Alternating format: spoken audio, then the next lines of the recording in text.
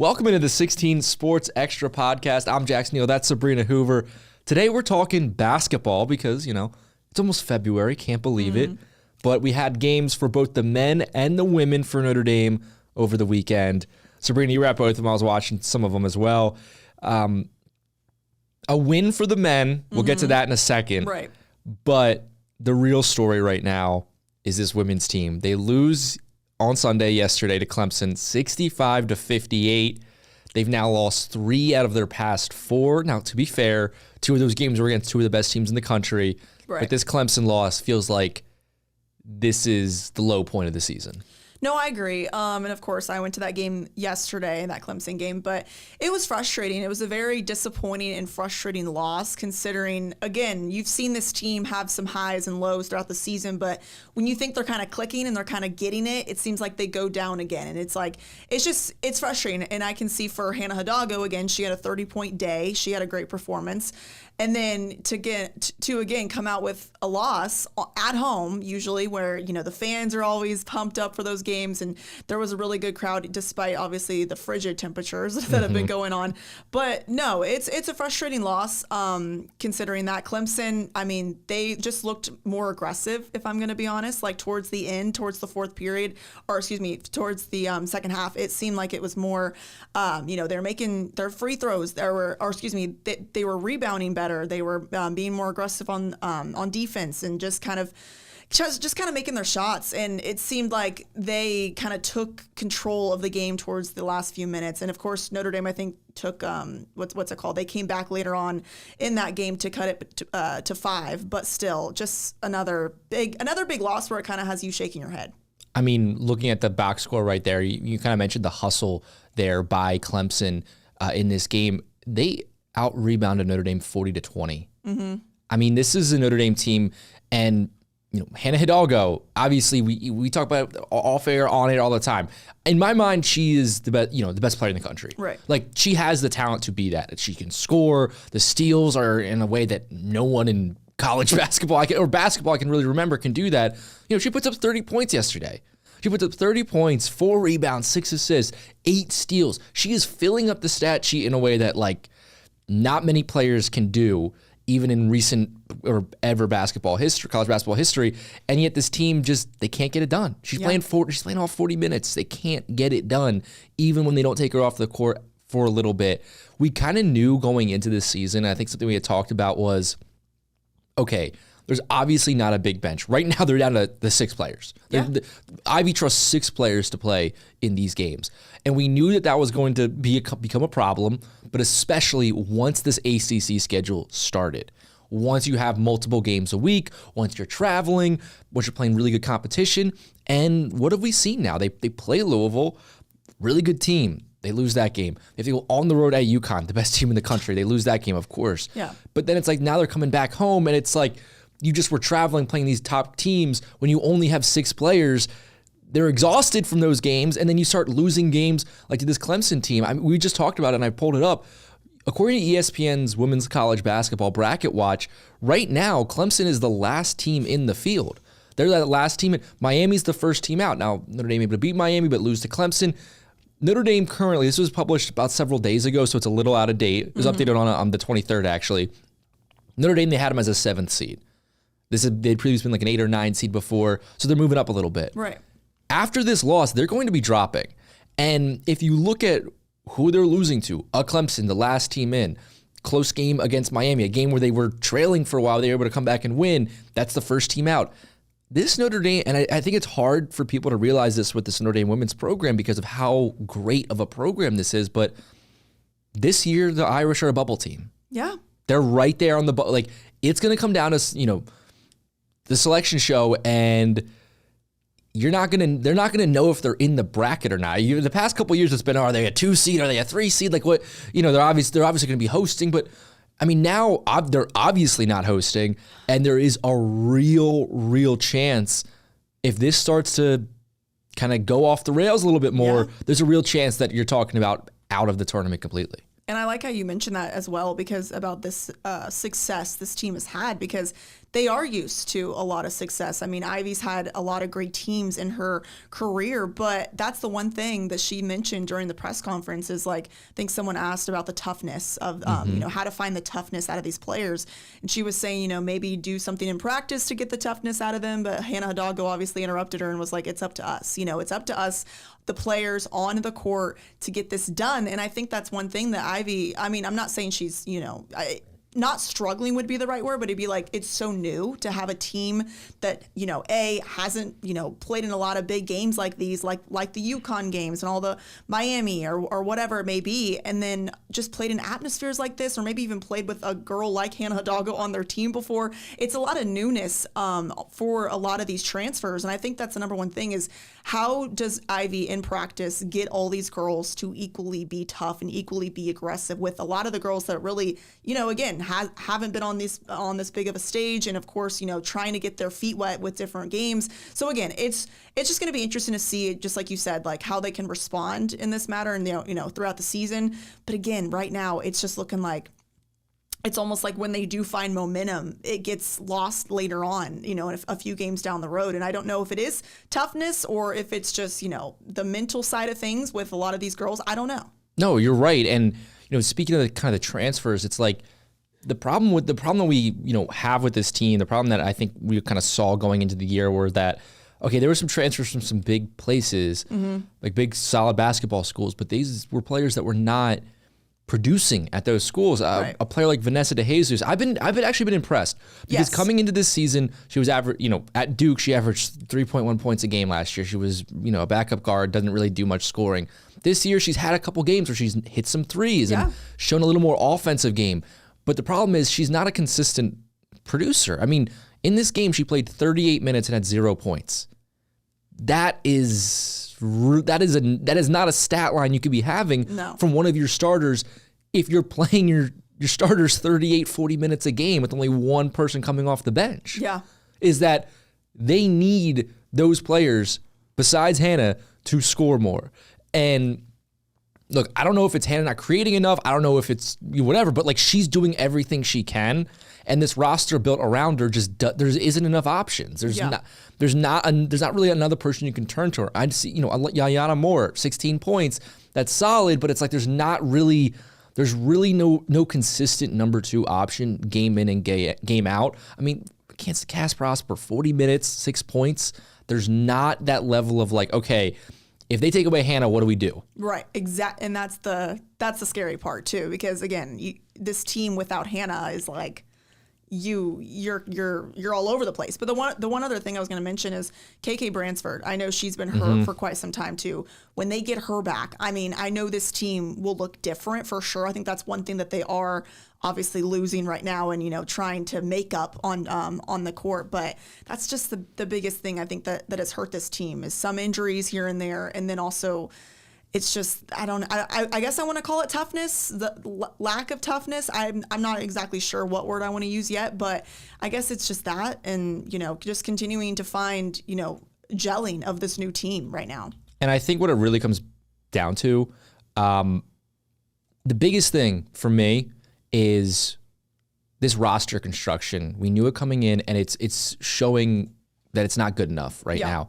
And this upcoming class, Notre Dame has done such a good job recruiting high school players. There are several players. If you look at that, 5 stars, top 10 prospects. I'm looking at the list right now. It is a very good high school class. Here's the problem. This past high school class, they got Leia Macy, a 5-star. But she tore her ACL. People get injured. Then before, it was just Kate Koval. She transferred.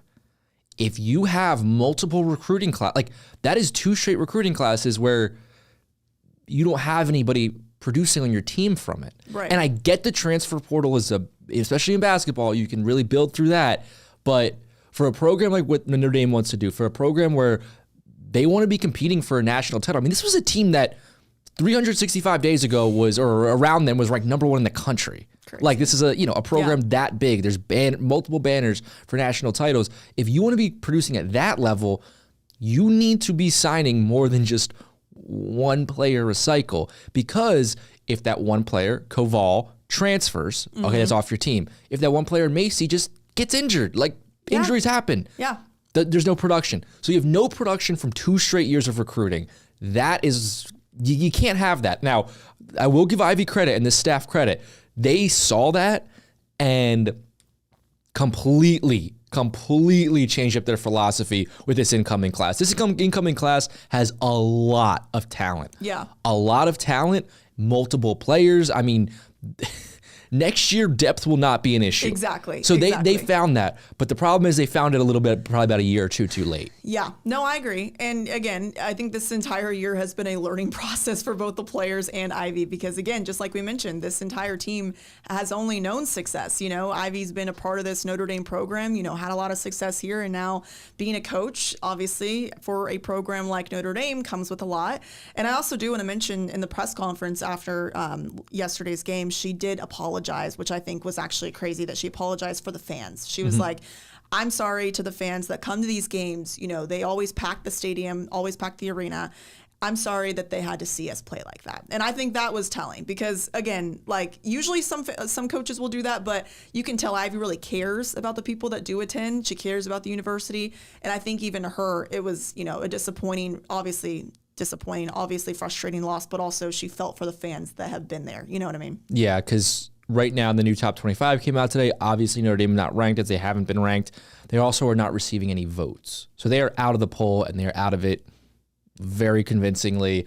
You know, that the highlight of the season, I would say so far, was probably that USC win. Right. USC right now, I mean, they're 11 and, you know, according to this, you know, a couple of days ago, like 11, they were 11-8. They were projected as a 9 seed in this latest bracketology. Like if your biggest win is a home win over a team that's also on the bubble, that's where it starts to get really iffy for a tournament bid. And I know there's been a lot of frustration with Ivy in terms of the Sweet 16 being her ceiling, which that is a very fair thing to mention, especially with the talent of the past 2 seasons. But now I think a Sweet 16 for this season is kind of out of the question. Yeah. Because just take this latest projection. If Notre Dame is a 7 seed in this latest projection, they'd be a 7 matching up with Iowa State, the 10 seed. I don't know who on this team is going to guard Audie Crooks. Oh my gosh. Like who? Like so honestly, like who? Yeah. And then maybe they can run up the floor and, you know, take her out of the game. Okay, then you're playing LSU in Baton Rouge. Yeah.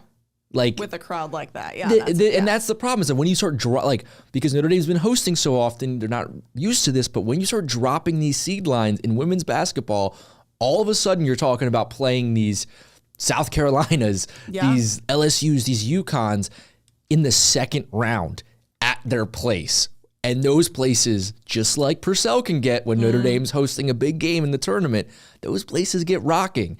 And that's been an advantage for Notre Dame in the past couple of seasons. I think about a game like against Michigan last year. That was a good Michigan team. I mean, they saw it this year. But that was a good Michigan team last year, too.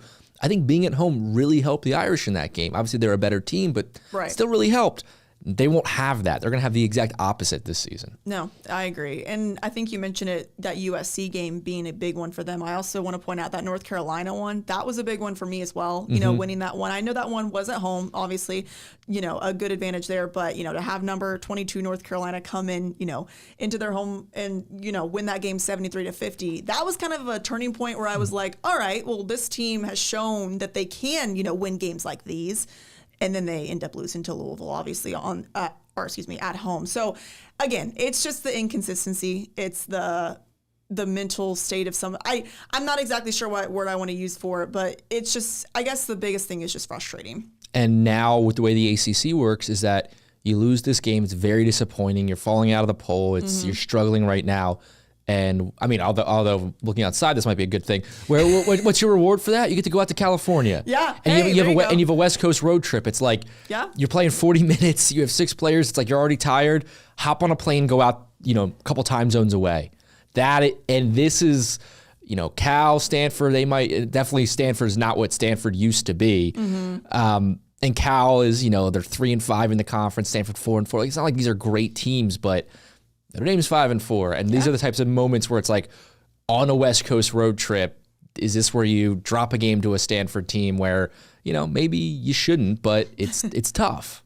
Yeah, and I just realized oh my gosh, the regular season's almost done. That's insane. Yeah. I know we've been talking about that, but that's insane. Yeah, Looking at their schedule. I mean, and that's another, like, if you really want to, like, start thinking about this, like, how many, so if we want to talk about the tournament, right, where are the opportunities for them to get, like, a statement win, like a you know, like a quad one win? The problem is they go at Louisville to end the season. And Louisville, like their coach said in the post-game press, which I think was the best, you know, the most honest thing he could have said was, you know, we have 3 people we can trust handling the ball. The person who brings it up in any given possession against Notre Dame is the one not guarded by Hannah Hidalgo. If you are being guarded by Hannah Hidalgo, we don't let you dribble it up the floor. Yeah. Which is the only way you can stop her. Yeah. Because she's going to steal it against anyone. 100%. But if there's a team with 3 ball handlers, it's like, Hannah's awesome, but you can't be 3 places at once. Yeah, exactly. So again, it's hard to say, you know, the biggest, I feel like this is, again, it's a huge learning lesson for everyone involved this entire season. How they're going to end the regular season, I think, is going to tell a lot on how, you know, this team has kind of learned from past mistakes or what's going to happen, because again, it's been a tough year, and that's just the final thing that I can say about it. And let's go to the men's team right now. Let's just kind of wrap up. We don't have to spend too much time on the men. They got a win over the weekend. They beat Boston College 68-64. Shrewsbury with the 40. I like that. What was the answer? Why did he have a 4? Why did he have to change his jersey? Did it rip? Yes, it did rip. Okay, yes, that's what it was. Yes, I remember seeing that on Twitter. Yeah, I was wondering because I was watching the game and I was like, wait a second, like who's 40? And why doesn't have a name? Like that was like Shrewsbury. So yeah, that was really funny to see him doing that well on number 40. But a win where, man, like, okay, this Notre Dame men's team this season is this is it, right? Like the way they start, basically since that Cal loss, it's kind of gone off the rails. And I don't see them getting this back in any way. There's no really hope for the tournament. But they had lost their first, or they won their first ACC game against Stanford and then lost 5 straight ACC games. Yep. They needed this one. I talked about it this last week going into this game was, if you're Shrewsbury, if you're this team, you have to throw everything you have at this game, because tomorrow the Irish host number 17 Virginia. Yep. I don't think that's going to go very well. During the weekend, they go at Syracuse. Now, Syracuse is not some world beaters. Right. But they got some talent on that team, and it's always tough to play in the Carrier, or I guess the JMA Wireless Dome now. And then after that, you go at Louisville. Ugh, so that is a tough. very tough 3-game stretch. It's a 3-game stretch where you have to assume Notre Dame doesn't win any of those games. Right. So winning this one, basically, in my mind, this win prevented a 9-game ACC losing streak. Yeah, and also it was interesting too because, again, like other games throughout the season, they had to battle back. I mean, they were down 13 at one point. And again, also, it marked their 3rd double-digit come-from-behind win and the largest comeback of the season so far. So that's interesting. That's a good stat. I did not know that. Yeah, so that's interesting. But again, yeah, it's a good win to obviously snap that losing streak, but yeah, it's just a little frustrating to see. Again, it's almost like the Notre Dame women and the Notre Dame men. You can kind of like look at both sides of it and see all the struggles, right? Because it's been a struggle bus for both of them, and I think for the men, obviously injuries haven't helped them. That's the men, yes, yeah, we talked about that last week. The injuries on this team, on the men's team specifically, exactly. It's a completely different season if Burton and Keba are completely healthy the entire season. 110%, and also like it's interesting to see how different players have stepped up. I know Shrewsbury's obviously been good throughout different seasons, but Carson Tout, he was pretty funny in that game on Saturday. He had a lot of energy and a lot of confidence. I even asked Shrewsbury and Harrelson how he kind of like sets the tone for the team, and he was like, "Yeah, I've never seen someone scream or get a rebound and scream after." And I was like, "Yeah, he's just one of those guys on the team where you're like every time you look at him, he's either yelling in your face or hyping you up in some way." He is the ultimate man I love that he's on my team, and if he wasn't, I would absolutely hate that guy. But Oh, because he's man. on my team, I absolutely love him. Like he is the Yes. ultimate one of those guys. He is the funniest. Like he had this really big, I'm gonna call it a flop on Saturday. Okay. Yeah, I saw really that. Big flop. He got an Oscar for that for Yep, sure. yep. He gets up and he flops down. He gets up and he's like. And everyone just starts dying laughing because they can't help themselves. Yeah, So- it's like, and like we all saw you flop, and it's just like, but like that's what I like. That man, he is. But like, look, we talk about Ivy and her roster construction. Right. Like one thing I do want to give Micah credit for is his roster construction. I think that like in the portal, getting a player like Tout, I like the rebounding has honestly translated better than I expected coming from Northern Arizona. It's like, okay, you're going to be playing much better competition. It's going to be harder to rebound. He's averaging 9.9 a game. Like he's one of the best rebounders in the country. Yeah. Still. Yeah. So that's really translated. But this team needed a guy like that. This program kind of needed like a little FU, Yeah. get in your face, Because Burton is, very like just shy, but he's a great leader. But like you listen to him when he says something, but on the other end, it's like he's not going to be all up in your face. Burton's so good. Like Burton's the type of guy where like I don't think the moment's ever too big for him. Mm-hmm. Like it could be the biggest moment of the season, and his face is just going to look the exact same. Which there's a lot. That is a very good trait to have. But you also need on a team the Carson Touts where you're just like, okay, this guy is absolutely insane. Yep. But he's my teammate. He's kind of pumping me up. Yep. I think that's been such a great addition. One thing I did take away from this game, Jalen Harrelson. Yeah. His game is definitely improving Yes. on offense. There was a couple. Now I know Boston College doesn't really have that great of a defensive identity, but there were a couple times where he was getting it one-on-one, and it just seemed like he was very in control. Knew what move he wanted to do. Knew how to get to the basket. Knew how to get to the spot he liked.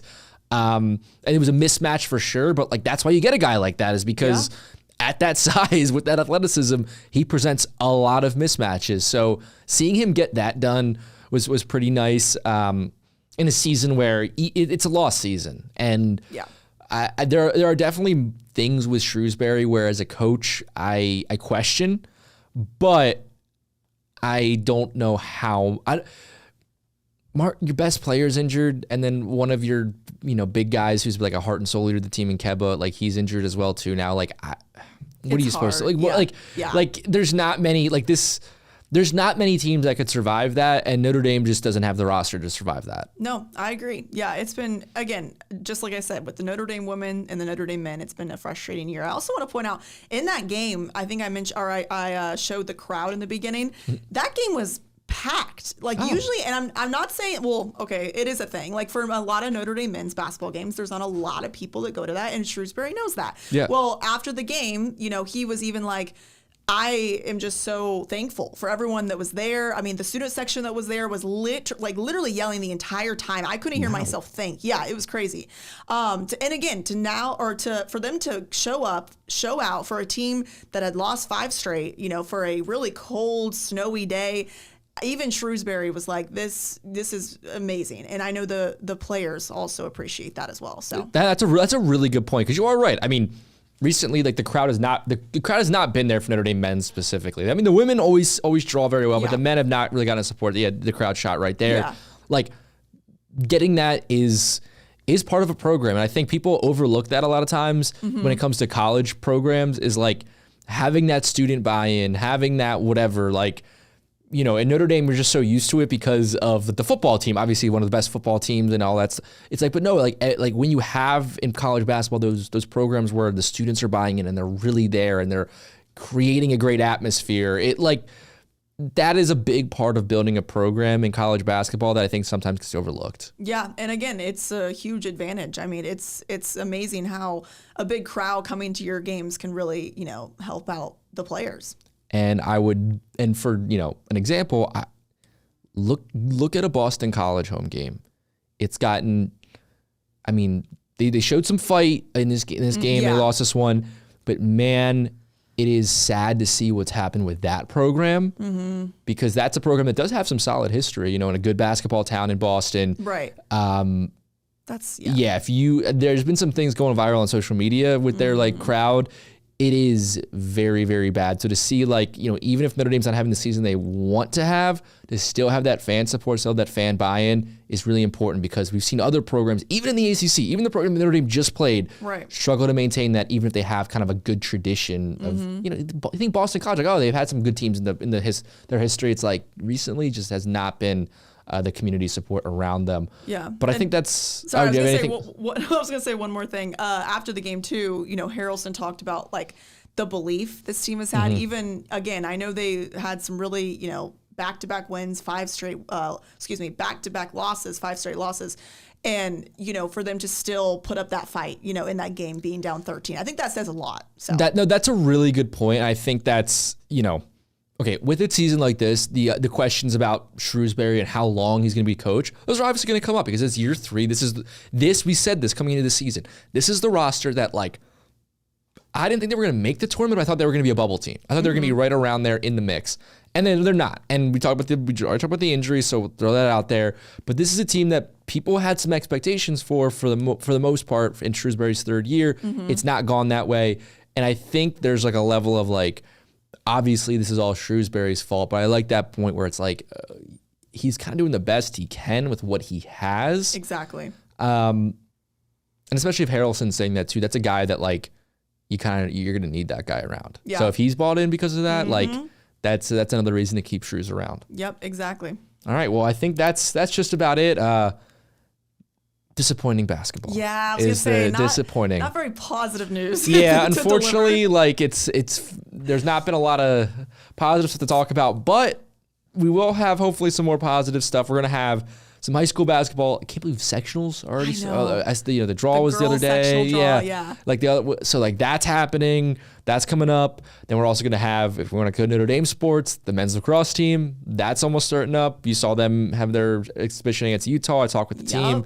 They're going to be really, really good, like usual. So we'll have some positive stuff to talk about. But today, on this Monday with like 2 feet of snow outside our studio, it's kind of been a negative day. But Sabrina, thanks so much. And thanks so much for watching the 16 Sports Extra podcast.